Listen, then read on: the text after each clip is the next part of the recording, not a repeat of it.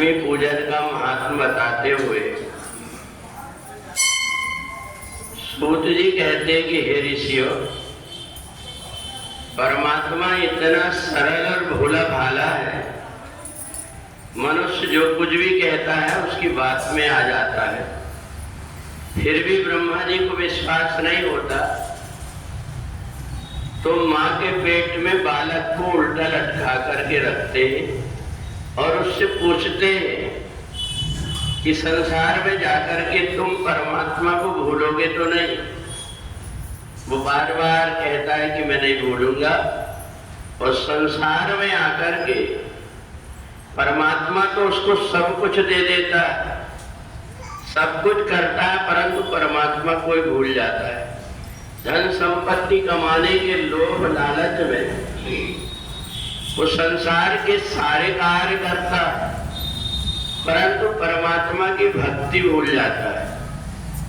और इसलिए हमें जो देखने में मिलता है कि परमात्मा ने जिनको सब प्रकार से सब कुछ दिया है, उनका मन परमात्मा की तरफ क्यों नहीं लगता?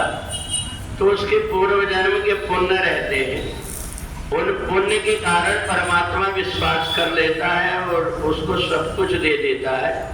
पर जब यहाँ आकर के धन संपत्ति के पीछे परमात्मा को भूल जाता है तो बाद में उसको फिर पछताना पड़ता है, बाद में परेशान हो जाता है।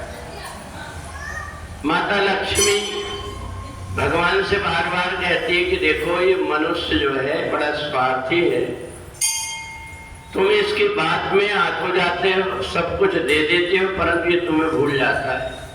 केवल पैसा ढेला कमाने के चक्कर में रहता। भगवान कहते कि नहीं, मेरे भक्त ऐसा नहीं कर सकते। तो लक्ष्मी जी और भगवान नारायण दोनों परीक्षा करने के लिए जब आए कि संसार में व्यक्ति लक्ष्मी जी को ज्यादा चाहता है कि भगवान नारायण को, माता लक्ष्मी आई एक भक्त के यहाँ और आकर के देखने लगी कि भगवान नारायण एक ऐसे भक्त के यहाँ जो परमात्मा का बड़ा अनन्य भक्त है, रोज दोपहर तक की माला जपता है, पूजा पाठ करता है। भगवान नारायण उसके यहाँ जाकर के रुक गए और कहा कि मैं 4 महीने यहाँ पर रहूंगा। वो बड़ा प्रसन्न हुआ कि मेरे यहाँ पर महात्मा के भेष में भगवान नारायण आए। महात्मा जी ने कहा कि मैं आसन लगा लूंगा, फिर ऐसा तो नहीं कि 4 महीने के पहले मेरे को जाना पड़ेगा। कहा नहीं नहीं, चाहे कुछ भी हो जाए, मैं आपकी जो भी बनेगी सेवा करूंगा। इतने में माता लक्ष्मी ने देखा कि यहीं से भगवान को इनके असली भगत की परिचय करा देना चाहिए। माता लक्ष्मी पहुंची और माता लक्ष्मी ने जाकर के अपना ऐसा सीधा साधा सरल भेद बना दिया और भोजन मांगने लगी। तो जब वो थाली परस करके लाया, कहा मैं ऐसे नहीं खाती, अपनी थाली लेकर के खाती। उनने अपनी बढ़िया से चांदी की थाली निकाली, गिलास, कटोरी। अब तो ये भगत देख करके आश्चर्य में पड़ गया। और भोजन करने के बाद जब छोड़ करके चली तो कहा माता जी ले जाओ। कहा कि नहीं, मैं एक बार में जो भोजन करती फिर दोबारा उसमें नहीं करती, इसको ले जाकर कहीं फेंक दो। अब भगत के मन में लगा कि थोड़े दिन अगर लक्ष्मी जी रह गई तो मेरे पास तो धन का ढेर लग जाएगा। तो माता लक्ष्मी ने कहा कि आप रह जाइए। बोले रह तो जाऊंगी, पर ये बाबा वैरागी से मेरे को डर लगता है, इनको अगर तुम अलग कर दोगे तो मैं रह जाऊंगा। उन्होंने तुरंत बाबा जी से कहा अपना डेरा उठा। महात्मा जी ने कहा हमने कहा था आपको कि 4 महीने रहेंगे। बोले नहीं, डेरा उठाने हम फेंक देंगे। उनने उठा करके डेरा फेंक दिया।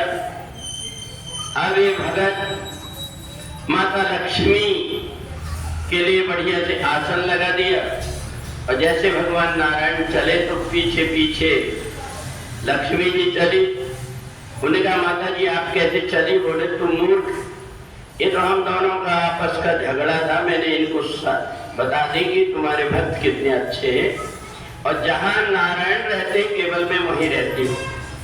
तो इसलिए जो व्यक्ति परमात्मा की भक्ति करता है, भगवान नारायण की भक्ति करता है उनके यहाँ ही लक्ष्मी आकर के टिकती है। नहीं तो वह व्यक्ति कितना भी कोशिश करे, धन कोई ना कोई प्रकार से उसका नष्ट हो जाता है। तो इसलिए आज हम सभी लोग, हमें सद्बुद्धि आए, ऐसे हम भगवान नारायण का और लक्ष्मी का दोनों का पूजन करते हैं। तो इसलिए आप सभी देखें कि कार्तिक के महीने में जो हम पूजन करते हैं, ये पूजन का एक फल होता है कि एक तो 1-1.5 घंटा में जितना ज्यादा से ज्यादा आपके लिए हो सकता उतना करके, और जब आप विष्णु सहस्त्र नाम का पाठ करते हैं तो चाहे कितनी भी धन संपत्ति क्यों ना मिल जाए, परंतु आपके अंदर एक ऐसा बीज उत्पन्न हो जाता है जिससे आप भगवान नारायण को चाहते हुए भी कभी छोड़ नहीं सकते। तो इसलिए कार्तिक के महीने का ये पुण्य है कि जहां जहां भी जाकर के जन्म ले, परंतु परमात्मा की भक्ति मिलती है कार्तिक महीने में पूजन करने से। तो इसलिए आज आप लक्ष्मी और नारायण की पूजन करें। भगवान सद्बुद्धि दे कि हमारा ज्यादा से ज्यादा मन परमात्मा में लगे, लक्ष्मी अपने आप परमात्मा के साथ चली आती है। बोलिए लक्ष्मी नारायण भगवान की जय।